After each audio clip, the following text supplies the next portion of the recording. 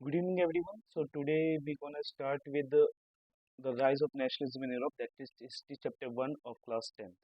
अब यहाँ पे बात की जा रही है कि भाई the rise of nationalism in Europe, यानी राइज मतलब कि कोई चीज थी जो पहले बन चुकी थी, अब वो अचानक से मतलब पूरे यूरोप में कैसे फैलती है। अब इस स्टोरी की या इस चैप्टर की पूरी जो कहानी है ना, अगर आपको समझनी हो तो आपको ये इमेज जो फ्रेडरिक सॉरो ने 1848 में बनाई थी, ठीक है। जब ये इमेज बनाई गई थी उन्होंने, तो ये एक सिंगुलर इमेज नहीं थी, ये सीरीज थी, ठीक है। 4 इमेजेस को मिला करके बनाई गई थी। और इसमें एक बात नोट करना कि इसमें उन्होंने 2 वर्ड्स का यूज़ किया था। वो खिलाफ थे किसके? एब्सोल्यूट मोनार्की के। और उन्होंने किसको प्रमोट किया था? डेमोक्रेटिक और सॉवरेन या सोशल रिपब्लिक्स को, ठीक है। अब हमें सबसे पहले यहाँ पे वर्ड को समझना होगा, जिसका जो वर्ड है आपका नेशनलिज्म। ओके, नाउ यहाँ पे वर्ड जो आ रहा है हमारा नेशनलिज्म, इसका मतलब क्या होता है? तो देखिए, अगर हम इंडिया का एग्जांपल लें, इंडिया में अलग अलग एरियाज हैं, अलग अलग उनके कल्चर हैं, अलग अलग उनके रिलीजन्स हैं, अलग अलग लोगों के जातियां हैं, अलग अलग लोगों के बिलीफ्स हैं, अलग अलग लोगों के क्या ट्रेडिशंस हैं। बट स्टिल एक चीज है जो उन सबको जोड़ के रखती है, that is the word Indian. जब भी इंडिया का नाम आता है तो हम इस सारी आइडेंटिटीज को भूल जाते हैं। हम सबसे पहले क्या देखते हैं कि हम सभी क्या हैं? भारतवासी हैं। भले हम किसी भी अलग अलग एरिया से आते हो, हम भले ही किसी अमीर हो या गरीब हो, हम भले ही मिडिल क्लास से हो, लेकिन हम सबके अंदर एक कॉमन चीज जो सभी के लिए सेम होती है, वो क्या है? आपका द वर्ड इंडियन। और इसी को हम क्या बोलेंगे? नेशनलिज्म बोलेंगे। कि जब आपके अंदर एक sense of togetherness, sense of similar belief आ जाता है, तो इसी को हम क्या बोलेंगे? नेशनलिज्म बोलेंगे। अब इन नेशनलिज्म कहाँ पे हम बात करेंगे इस चैप्टर में? यूरोप की।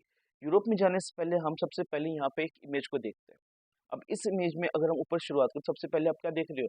आप देख रहे हैं कि ऊपर बहुत सारे अलग अलग गॉड्स, मतलब गॉड, ये जीसस हैं, और बहुत सारे अलग अलग एंजल्स हैं, प्रीस्ट हैं, ये सब है। और ये सभी लोग ऊपर से देख रहे हैं।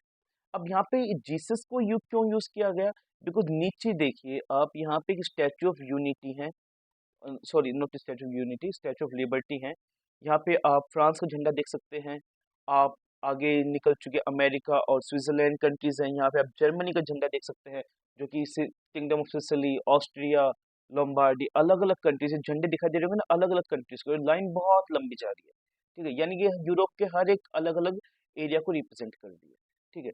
अब ये जो इमेज आप देख रहे हैं यहाँ पे, ये जो स्टैचू ऑफ लिबर्टी है, इसके एक हाथ में आपको टॉर्च दिख रहा होगा, और एक हाथ में charter of rights for man है। ये अभी टॉर्च क्या करता है? सो टॉर्च अंधेरे को दूर करता है, और चार्ट ऑफ राइट्स यानी कि लोगों के पास में अधिकार। अब यहाँ पे टॉर्च क्यों यूज किया गया?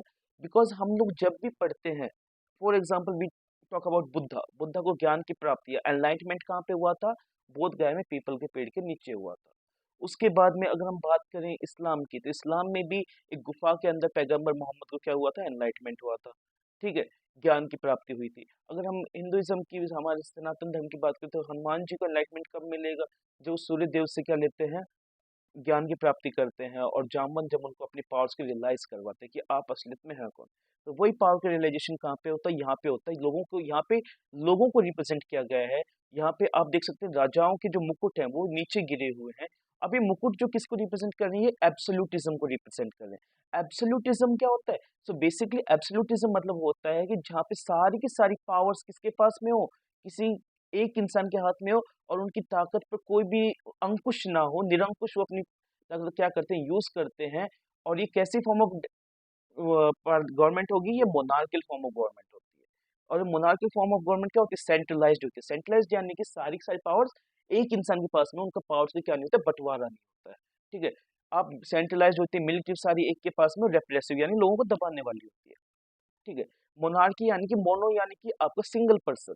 अब इस इमेज में आप देखिए, जो फ्रेडिस सॉर ने इमेज बनाई थी, ये इसको एक यूटोपियन विजन बोला जाता है। यूटोपियन विजन यानी कि ख्याली पुलाव बोला गया था। बिकॉज ये जिस जिस टाइम पे ये इमेज बनाई गई थी, उस टाइम पे 1848 में there were very a few nation states where democracy was actually practice. That means कि लोगों के ज्यादातर शासन कौन करता? राजा कर रहे थे। अब राजाओं के पास में सारी सारी पावर्स होती थी, ठीक है। अगर आप लोगों ने क्लास 9 का फ्रेंच रेवोल्यूशन वाला चैप्टर पढ़ा होगा, तो उसमें आप देखा होगा कि पूरा रेवोल्यूशन होता है, फ्रेंच रेवोल्यूशन होता है, ठीक है। वो किस वजह से था? बिकॉज सारी पावर वहां पे, समाज जो फ्रांस में समाज था, 3 हिस्सों में बटा हुआ था। First estate, second estate and third estate. अब यहाँ पे जो थर्ड एस्टेट था, ये पॉपुलेशन, आप ये फिंगर समझो, थंब सबसे छोटा है, ठीक है, इसको हम क्या बोलते हैं? क्लर्जी बोलेंगे। नॉबल्स यानी कि आपके किंग एंड मिनिस्टर्स वगैरह जो भी उनके सामंत फ्यूडल लॉर्ड्स वगैरह सब आएंगे। सबसे बड़ी फिंगर कौन सी है आपकी? ये वाली फिंगर है। और ये किसको रिप्रेजेंट कर रही है? आपकी थर्ड एस्टेट को। लेकिन इसके पास में कोई भी पावर्स नहीं थी, सारा सारा टैक्स पे ये कर रहे हैं। इनका जो वोटिंग राइट था जो कि एस्टेट जनरल में नाम मात्र का था, वो भी इनका, इन दोनों से भले ही इन पॉपुलेशन इन लोगों की ज्यादा थी, लेकिन फिर भी ये इनकी पावर्स ज्यादा होती थी। ठीक है। और जिसकी वजह से ये लोग हमेशा इसको क्या रखते, दबा कर रखते थे। ठीक है। और ये हमेशा टॉप पे रहते थे। इनकी जमीनें इन्होंने छीन ली, इनसे पे टैक्स बढ़ा दिया गया जब लुईस सिक्सटीन को अपना खजाना खाली मिलता है। ठीक है। इन लोगों को वैसे रिप्रेस बहुत ज्यादा किया जाता था। लेकिन जब इतना रिप्रेशन हुआ तो इन लोगों ने क्या सोचा कि अब हमें क्या होना होगा, राइज राइज अप होना होगा। और राइज होने के बाद में ये इनसे ऊपर निकलते हैं। और ऊपर निकलने के बाद में अपने आप को लिबर्टी, इक्वालिटी एंड फ्रेटर्निटी जैसी चीजें अपने आप को ग्रांट करते हैं। और वही हम इस चैप्टर में पढ़ेंगे कि कैसे आप एब्सोल्यूटिज्म को हटा करके, भले ही यूटोपियन इमेज हो, यूटोपियन विजन हो, लेकिन ऐसा हुआ है। और अगर ऐसा एक जगह हो सकता है तो ऐसा हम बाकी जगह भी कर सकते हैं ना। बहुत बार ये जो इमेज वाला क्वेश्चन ही पूछा गया है, तो ये इमेज क्या थी एक बार जान लेते हैं। So in 1848 Frederic Sorrieu, a French artist, prepared a series of 4 prints visualizing his dream of world made up of democratic and social republic। Democratic मतलब क्या होता है? तो अब्राहम लिंकन के अकॉर्डिंग हम देखते हैं तो एक लेमन लैंग्वेज में हम क्या बोल सकते हैं उसको, a government which is of the people, for the people and by the people. यानी जहाँ पे लोगों के पास में क्या हो, रियल पावर्स हो। सोशल रिपब्लिक्स, रिपब्लिक्स यानी कि कोई हम पर राज, हमारी कोई हम पे राजा ना हो, हमारा जो हेड ऑफ द कंट्री है वो भी चोजन हो, हेड ऑफ द स्टेट वो भी चोजन इलेक्टेड हो, और एक फिक्स टाइम पीरियड के लिए हो। ठीक है।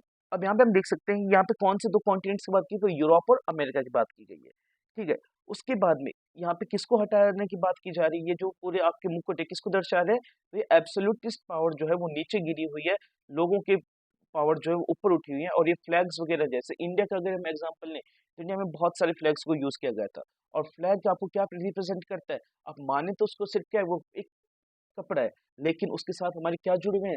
सेंटिमेंट्स जुड़े हुए हैं। हम किसी भी एरिया से आते हो, लेकिन जब भी हम तिरंगे को देखते हैं तो हमारे अंदर देशभक्ति की भावना आती है। इसी को ही हम ले क्या बोलेंगे आम भाषा में, नेशनलिज्म बोलेंगे। अब ये सारे के सारे नेशनलिज्म की शुरुआत होती कहाँ से है? ठीक है। और ये जो एक यहाँ पे आया वर्ड आया नेशन स्टेट की, अगर हम स्टेट को देखते हो तो स्टेट की जो परिभाषा है वो हमारे संविधान के अनुच्छेद 12 और 36 में गिवन है। Now as per article 12 of the part 3 of Indian constitution fundamental rights and article 36 of part 4 of DPSP. ठीक है। उनके अकॉर्डिंग हम देखते हैं तो कोई भी एक ऐसा एरिया जिसकी एक फिक्स क्या हो, टेरिटरी हो, वहां पर क्या यूनियन गवर्नमेंट हो, सेंट्रल स्टेट गवर्नमेंट हो, लोकल गवर्नमेंट्स में डिवीजन हो पावर्स का। और वहां पर क्या हो, और वो सारी अथॉरिटीज जो किस में आती हैं, आपकी जो गवर्नमेंट के अंडर में आती है। फॉर एग्जाम्पल कोई भी अथॉरिटी हो, जैसे सेल, भेल, एलआईसी, ये सब क्या है, इनमें गवर्नमेंट का कुछ शेयर होता है। कोई भी एक ऐसा इंस्टीट्यूशन जिसको गवर्नमेंट या तो फंड कर रही है या फिर गवर्नमेंट उसको ग्रांट्स दे रही है, उसको हम किस में काउंट करते हैं? नेशन स्टेट में काउंट करते हैं। ठीक है। नाउ अब इस इमेज में हम लोग देख सकते हैं कि कैसे अलग अलग कंट्रीज के लोग, जर्मन पीपल जो है, आप ये जहाँ पे जर्मन का झंडा देख सकते हैं गोल्ड, रेड एंड ब्लैक में। उसके बाद में और कौन कौन से कंट्रीज हैं यहाँ पे? आपका टू सिसिलीज आएंगे, ऑस्ट्रिया आएगा, Lombardy, Poland, England, Ireland, Hungary and Russia, ये सब आते हैं। From heaven above Christ, saints and angel gaze upon the scene. They have been used by the artist to symbolize fraternity among the nations of the world. अब यहाँ fraternity मतलब क्या होता है? भाईचारा। इसका अब देखो इन कंट्रीज में जो मेजर जो रिलीजन फॉलो किया जाता है कौन सा था? आपका क्रिश्चियनिटी। ठीक है। तो इवन जब इतने सारे देशों में क्रिश्चियनिटी फॉलो किया जा रहा है और जीसस खुद इस चीज को क्या कर रहे हैं? आशीर्वाद दे रहे हैं।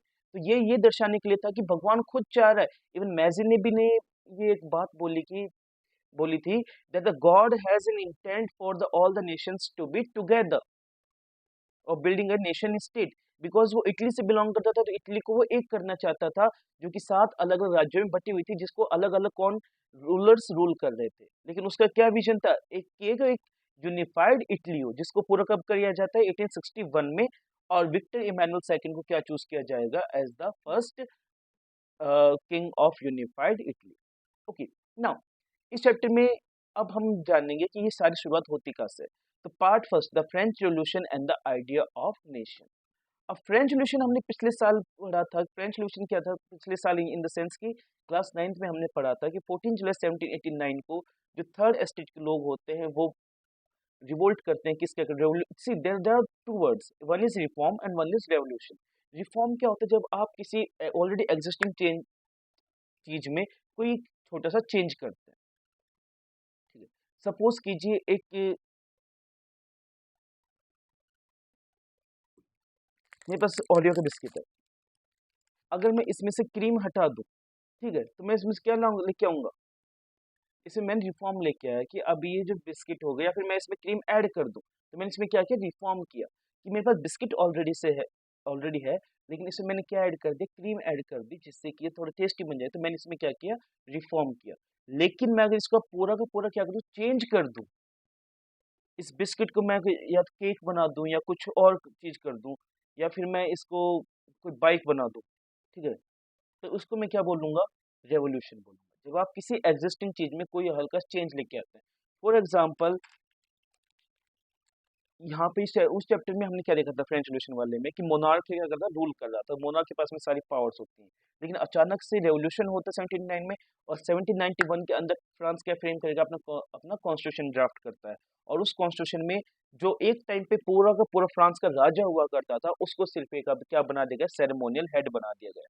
यानी अब जो राजा के पास में पावर थी, वो किसके पास में पावर आ गई, वो लोगों के पास में पावर आ गई। तो ये क्या हुआ, रेवोल्यूशन हुआ। और 1792 में क्या होता है, जो नेशनल असेंबली कन्वेंशन बन जाती है, और जो फ्रांस है, कॉन्स्टिट्यूशन मोनार्किस क्या बन जाएगा, रिपब्लिक बन जाता है। और वहीं से शुरुआत होगी किसकी, आपके आइडिया ऑफ नेशनलिज्म की।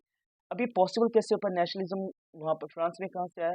तो देखिए, फ्रांस के उस चैप्टर में हमने पढ़ा था कि वहां पे तीन एस्टेट्स क्या क्या करती, रूल क्या करती, first estate, second estate and third estate. अब तीनों एस्टेट्स क्या थे, अलग अलग थे, ठीक है। और थर्ड स्टेप सबसे सोशली, इकोनॉमिकली एंड पॉलिटिकली हरेस किया जाता था, डिस्क्रिमिनेट किया जाता था।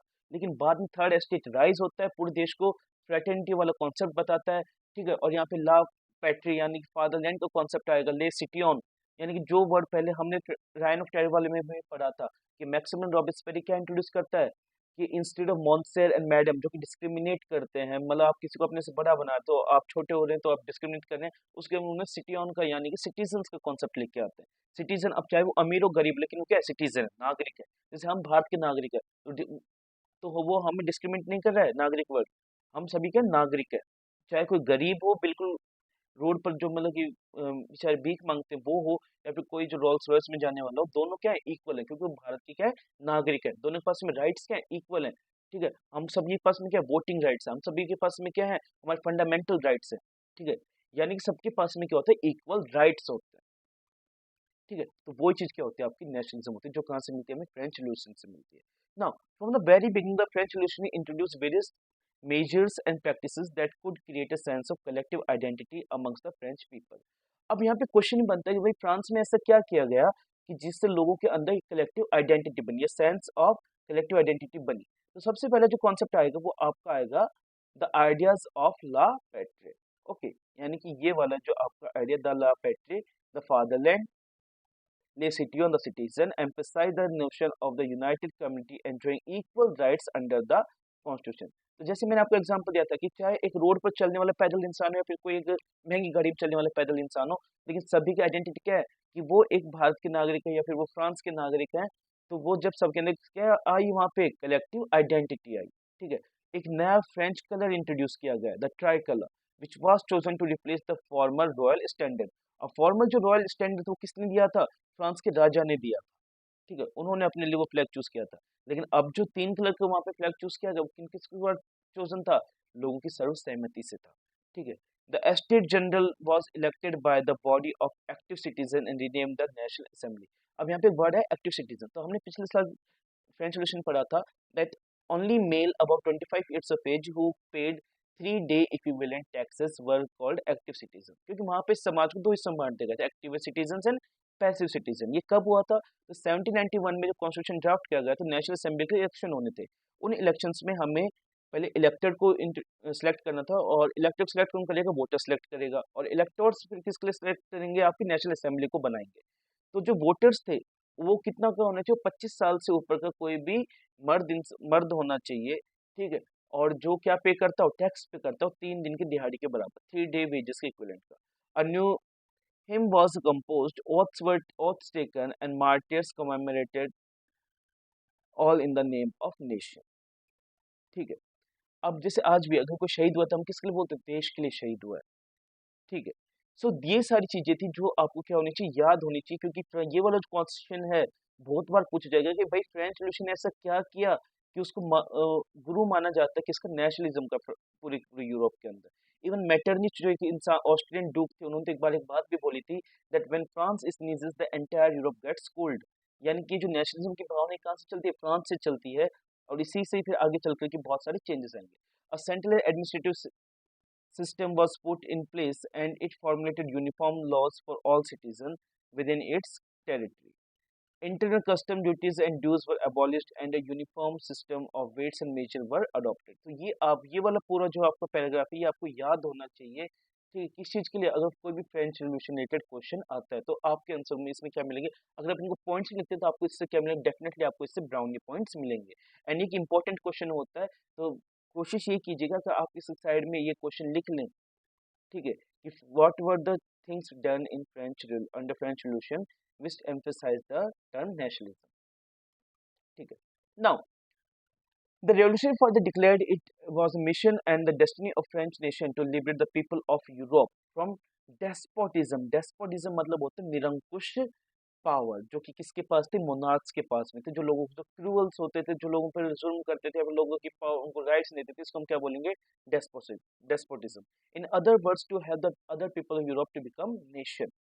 When the news of this event in France reached the different countries, even आप लोगों ने अगर एक इंसिडेंट के बारे में पढ़ा होगा पिछले साल चैप्टर में, तो वहां पे था कि जब लुइस 16 मतलब एक प्रकार से डर जाता है कि भाई इतनी से बड़ी पॉपुलेशन अगर रिवोल्ट करेगी तो ऑब्वियस सी बात है उसकी पावर को खतरा होता है, एंड वो नेशनल असेंबली बनाने की मंजूरी दे देता है। बट वो सीक्रेटली क्या कर रहा था, बाकी के आस पड़ोस के जो देश थे, ऑस्ट्रिया हुए, उनसे संधि कर रहा था। Why he was into fact, because आस पड़ोस के देश को भी क्या था, जैसे कि एक एग्जांपल देगा, अगर एक कटोरी के अंदर बहुत सारी सेव रखे हैं, उनमें से कोई एक अगर सेव खराब हो जाए और हम उसको ना निकाल लें, उसमें ठीक ना करें, तो क्या होगा, बाकी को भी खराब कर देगा। सेम कॉन्सेप्ट लुई 16 के पास में था, और बाकी पड़ोस वाले जो राजा थे उनको भी डर था कि अगर ये देश ऐसे ही चलता रहा और यहाँ पे रेवोल्यूशन ऐसे चलता रहा, तो आने वाले टाइम में ये जो रेवोल्यूशन की आग है उनके देश में पहुंचेगी, और वो भी एक राजा है तो अपनी प्रजा को परेशान करते हैं।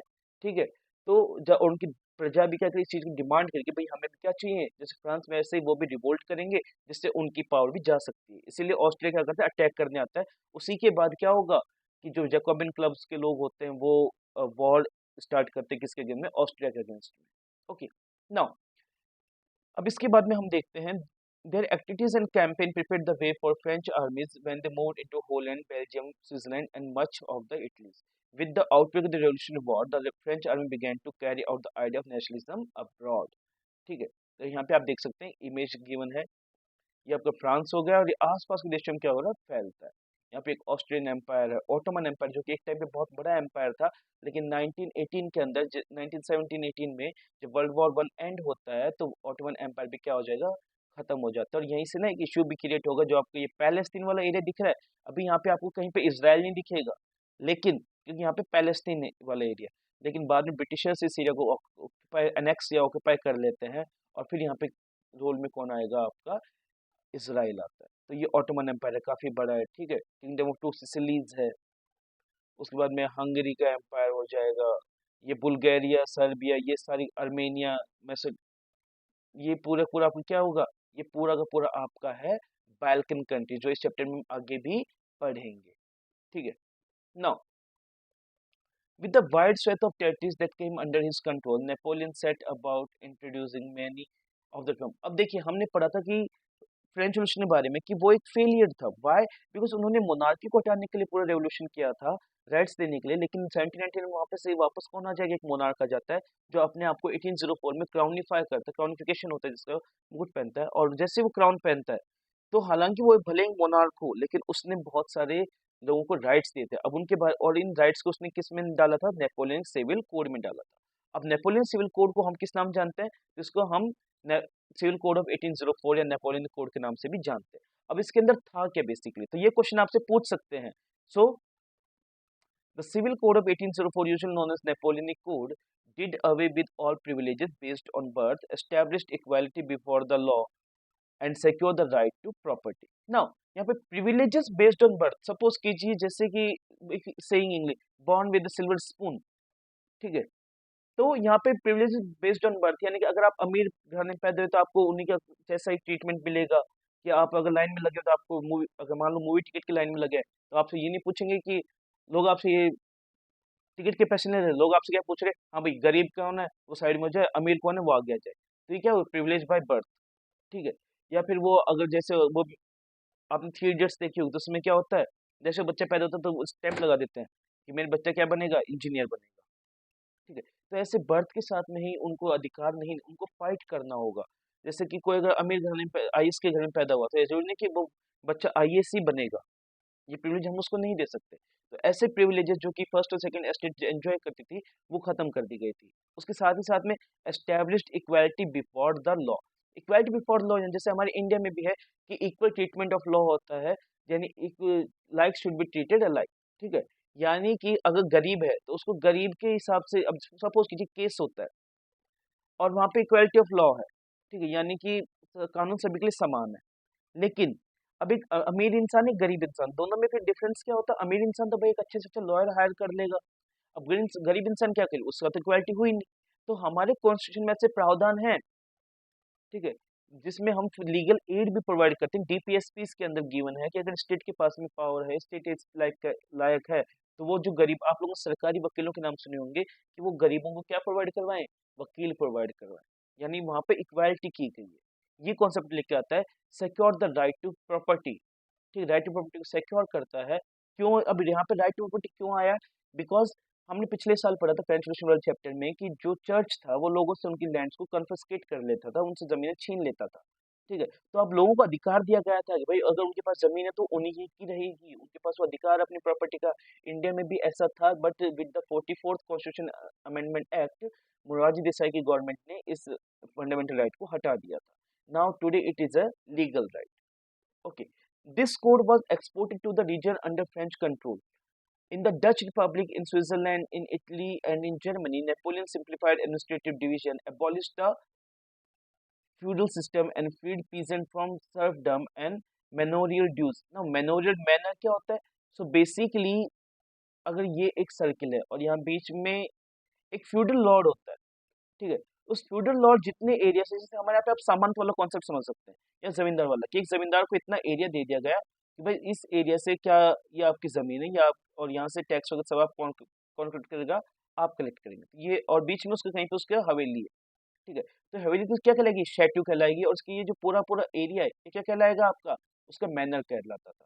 ठीक है। तो आप लोगों ने जैसे हिंदी मूवीज में बहुत बार देखा होगा कि जो ठाकुर वगैरह है, लोगों जमीनें ले ली, उनको महंगा ब्याज दे रहा है। ठीक है। और फिर वो जब ब्याज चुका नहीं पाते तो उनसे अपने खेतों में काम करवाता है बिना तनख्वाह के, तो इनको बोलेंगे मैनोरियल ड्यूज और सर्फडम। सर्फडम किसे बोलेंगे, सर्फ जो वर्ड यूज किया गया है वो पीसेंट्स के लिए यूज किया गया है। In the towns too guild restrictions were removed. Guild मतलब क्या होता है, मर्चेंट्स के ग्रुप्स को बोलते हैं, उनके रेस्ट्रिक्शंस को हटा देगा। Transport and communication system were improve, pheasant artisan workers and new businessman enjoyed a new found freedom. ठीक है। अब जहां पर आपका अलग अलग पहले कौन थे, एरियाज थे, अलग अलग एरियाज में आपको एक बेचारा ए- एक वो है, मर्चेंट है, जो कंट्री ए से कंट्री सी के अंदर क्या पे करना चाह रहा है, कंट्री या फिर डी के अंदर क्या देना चाहता है, अपना सामान एक्सपोर्ट करना चाहता है, लेकिन उसको बी और सी में क्या देना होगा, टैक्स देना होगा। ठीक है। तो अलग अलग टैक्स जो लगता था, इससे उनको क्या मिली, आजादी मिल गई। ठीक है। जिनको उनका कुछ क्या होने लगा, प्रॉफिट होने लगा। Businessmen and small scale producers of goods in particular began to realize that uniform laws, standardized weights and measure, and a common national currency would facilitate the movement and exchange of goods and capital from one region to another. अब यहीं पे अगर example होगी भाई, एक जगह पे अलग करेंसी है, एक जगह पे अलग करेंसी है, एक जगह पे अलग करेंसी है। अब इतनी सारी करेंसीज हैं, तो हो सकता है कोई करेंसी दूसरी करेंसी की वैल्यू में क्या हो, डिवैल्यूड हो रखी हो। जैसे इंडिया का 1 रुपया, इंडिया की 82 रुपए, जो 80-82 रुपए, वो $1 के बराबर होते हैं। यानी इंडियन की रुपए की क्या है, वैल्यू कम है डॉलर के मुकाबले। तो ऐसा ना करके हम एक सिंगुलर क्या रखें, करेंसी रखें, और ये करेंसी क्या करेगी, यही करेंसी सभी के लिए जब सेम रहेगी तो लोगों को ज्यादा नुकसान भी नहीं होगा। However in the areas कौन, लेकिन अब आप लोग भी देखते हैं, जब आपसे कोई बहुत ज्यादा जैसे अगर घर का एग्जाम्पल है, घर में अगर माँ बाप बहुत प्यार से अगर आपको बुलाते हैं, तो एक बार दिमाग में एक कौन चीज होती है कि आपको ये डर लगता है कि कहीं मैंने कुछ गलत तो नहीं किया है। सपोज कीजिए आपके पास आपके फादर का फोन है कि बेटा जल्दी घर आ जा, तेरे लिए ये सामान आया है। तो आपके दिमाग में एक बार तो ये चीज पक्का आएगी, कहीं मैंने कुछ गलती तो नहीं कर दी, और पापा इतने प्यार से क्यों बुला रहे हैं, मम्मी इतने प्यार से क्यों बुला रही हैं, शायद हो सकता है वो मुझे मारे पीटे कुछ करे। तो सेम जो दिमाग में किसके आता है, लोगों के भी आता है कि भाई नेपोलियन इतना कुछ कर रहा है तो जरूर कुछ ना कुछ पीछे क्या होगा, इसके षड्यंत्र या कुछ ना कुछ प्लानिंग होगी। ठीक है, इसी वजह से जो पॉपुलेशन थी फ्रांस की और जो बाकी लोग थे वो क्या मिक्स्ड थे, किसी की अच्छी फीलिंग्स किसी की बुरी फीलिंग्स थे। So initially in many places the whole and Switzerland as well as in certain cities of Brussels, Mainz, Milan and Warsaw, the French armies were welcomed as harbingers of liberty. क्योंकि इन areas में kings वगैरह rule कर रहे थे। ठीक है, और किंग्स वगैरह लोगों को इतने राइट्स देते नहीं थे, जिसकी वजह से जब ये आर्मी वहां पे आती है तो इनको क्या बोला, the hard bringer of liberty, यानी कि लिबर्टी को आजादी को लाने वाले। ठीक है, इवन बहुत सी जगह तो सीक्रेट सोसाइटी जैसे जैकोबिन क्लब था वो ओपन किए गए थे, और ये जो जैकोबिन क्लब्स थे ये क्या करते थे, फ्रेंच आर्मी के लिए एक रास्ता बनाते थे कि भाई आप लोग आओ, हम आपके लिए एक प्लेटफॉर्म तैयार कर देंगे, लोगों के अंदर आप जोश भर देंगे ताकि वहाँ के लोग ज्यादा रेजिस्ट ना करें। और आप सिंपली आकर के वहाँ के किंग को हराओ, लोगों का आपको सपोर्ट रहेगा तो आपको ज्यादा मुश्किलें भी नहीं आएंगी। ठीक है, ये सब इसके अंदर था। ठीक है, लेकिन धीरे धीरे लोगों के अंदर भी एंथुसियाज्म कम हो जाता है कि जो और एंथुसियाज्म कम कैसे होता है, तो जो एक तो ना टैक्स बढ़ा दी जाते हैं। अब ऑब्वियस सी बात है, जैसे अगर इंडिया का एग्जांपल लें हम, तो अगर जैसे हमें कोविड के टाइम पे क्या हुआ था, वैक्सीन्स वगैरह के हमें पैसे नहीं देने पड़े, लेकिन वो वैक्सीन्स वगैरह कहीं से आ रही हैं, पूरा जो ट्रांसपोर्टेशन लग रहा है वो कहीं ना कहीं तो भाई आपका तेल खर्च होगा, कहीं ना कहीं आपके पैसे खर्च हो रहे हैं, अब वो पैसे अब सरकार के दे रही है, सरकार के पास पैसे कहाँ से आएंगे, हमारे टैक्सेस से आएंगे। तो ऑब्वियस सी बात है, अगर सरकार इतना फ्री में करेगी या कुछ भी ऐसा सब्सिडी में देगी तो सरकार को पैसों की जरूरत पड़ेगी। तो अगर एक जगह से कहीं पे कोई चीज ज्यादा मिल रही है तो कहीं ना कहीं कोई चीज कम हो रही है। ठीक है, या फिर कहीं अगर कोई चीज कम हो रही है तो एक जगह वो बढ़ भी रही है, तो इन तो टैक्सेस को बढ़ा दिया गया था। सेंसरशिप सेंसरशिप यानी कि आपके ऊपर बहुत सारी पाबंदियां लगा दी जाती है। ठीक है, forced conscription into French army, यानी जबरदस्ती आपको फ्रेंच आर्मी में भर्ती करना। conquerors of the all the Europe all seem to outweigh the advantage of administrative changes. Now, second जो आता है making of nationalism in Europe. इससे पहले हम कुछ ना इंपॉर्टेंट डेट्स को देख लेते हैं। 1797 Napoleon invades Italy, Napoleon war begins. 1814-15 the fall of Napoleon, the Vienna peace settlement. अब यहाँ पे जो बात की जा रही है वो हारता कब है, तो वो हारेगा आपका बैटल ऑफ वाटरलू के अंदर। ठीक है, यानी बैटल ऑफ वाटरलू में क्या होगा, आपका नेपोलियन की हार हो जाती है। ठीक है,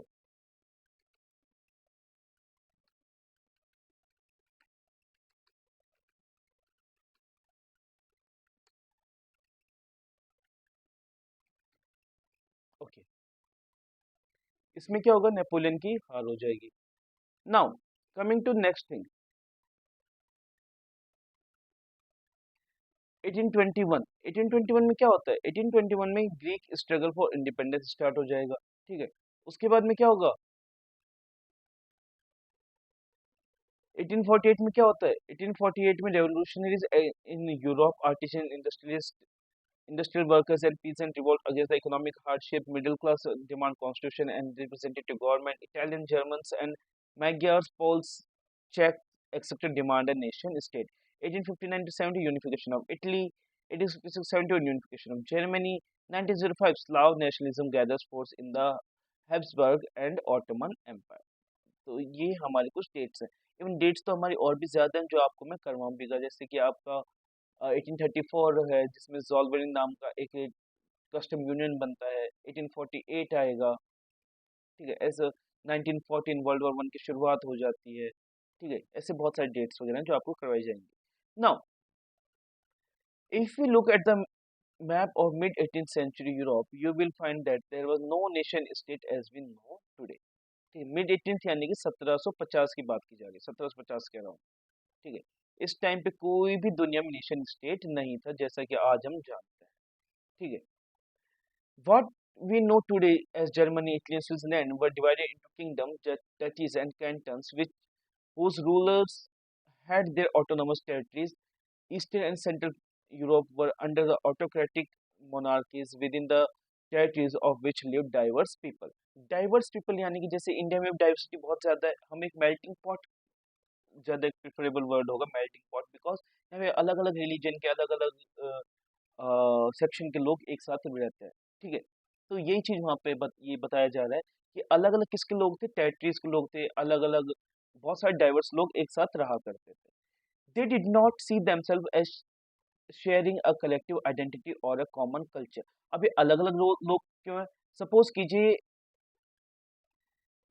यहाँ पे तीन सेक्शन है। एक सेक्शन है आपका रिच लोगों का।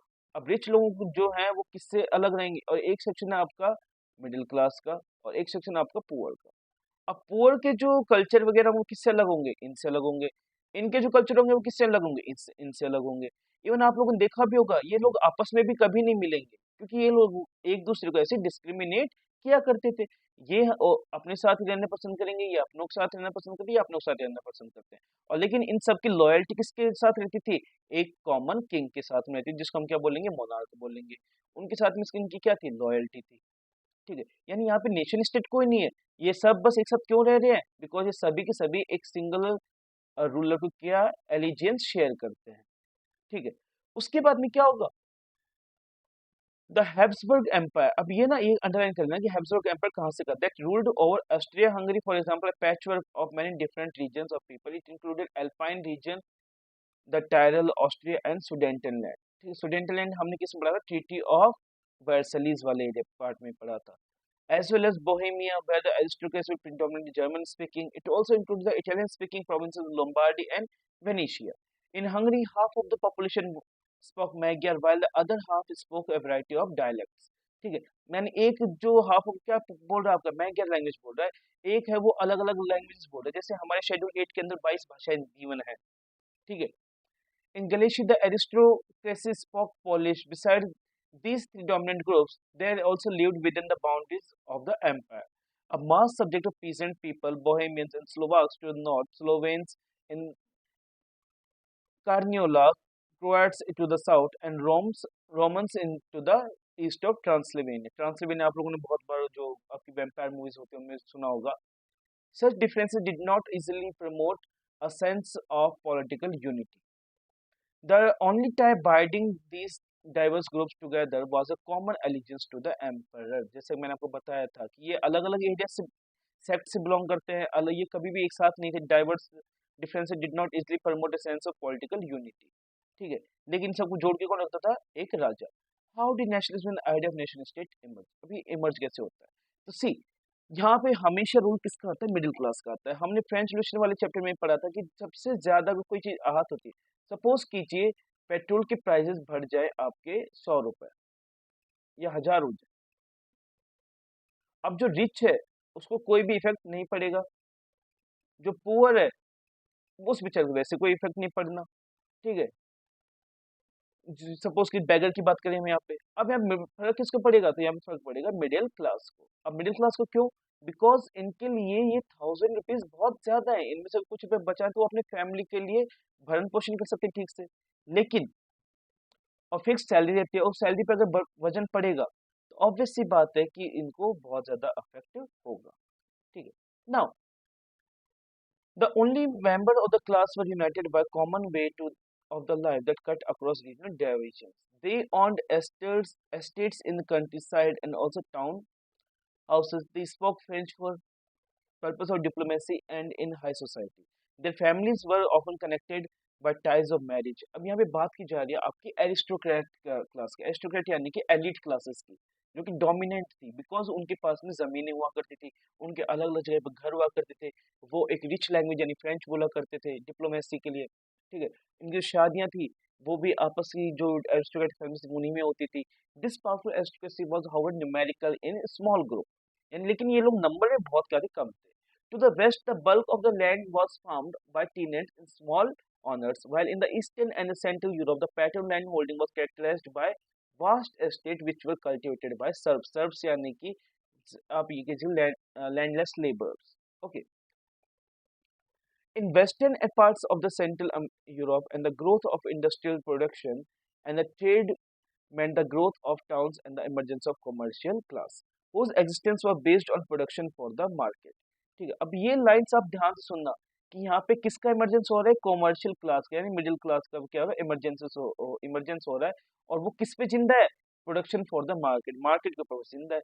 अब इसी मार्केट में अगर कोई चीज बहुत ज्यादा महंगी हो जाए, आप अलग अलग जगह जाओ, आपको टैक्स अलग अलग पे करना पड़े, तो ऑब्वियस सी बात है मिडिल क्लास को मजा तो आएगा नहीं, या फिर यार जो आपका कॉमर्शियल क्लास है इसको मजा नहीं आएगा।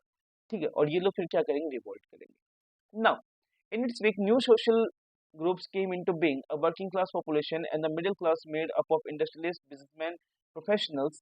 ठीक है, in Central and Eastern Europe, these groups were small in number till the late 19th century.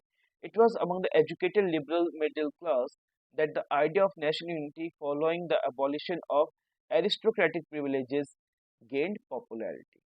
ठीक है, now अब यहाँ से जो हमारा 2.2 है, यहाँ से हम कल के क्लास में देखेंगे। Till then take care. और जो जो पॉइंट्स आपको बताए गए हैं, अंडरलाइन किए गए हैं, जो ये समझाया गया है, सी अभी हम सिर्फ समझाएंगे, हमारे नोट्स वगैरह सब आपको पीडीएफ फॉर्म में चैप्टर के एंड में आपको मिल दे दी जाएंगे। तब तक आप इसको देखें और समझे कि ये है क्या।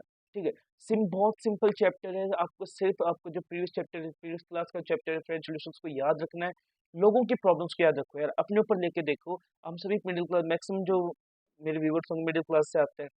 ठीक है, तो पैसों को क्या प्रॉब्लम आती है, और एक को अगर आप दो चीजों में आप डिस्क्रिमिनेट करते हो, एक बहुत एलिट क्लास है, एक बहुत एक लोअर क्लास है, उस पर आप प्रतिबंध लगाते हो, तो ऑब्वियस बात है अगर कोई चीज हम स्प्रिंग लगा लीजिए, स्प्रिंग को आप जितना ज्यादा दबाओगे तो उतना ज्यादा क्या होगी, ऊपर से बाउंस बैक करेगी।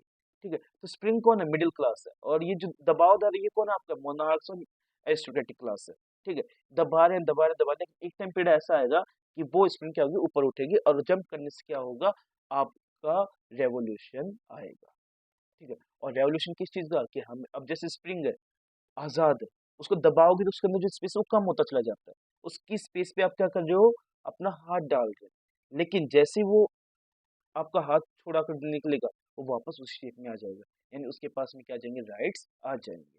ठीक है, तो till then take care, keep reading and stay safe. ठीक है, और गुड नाइट।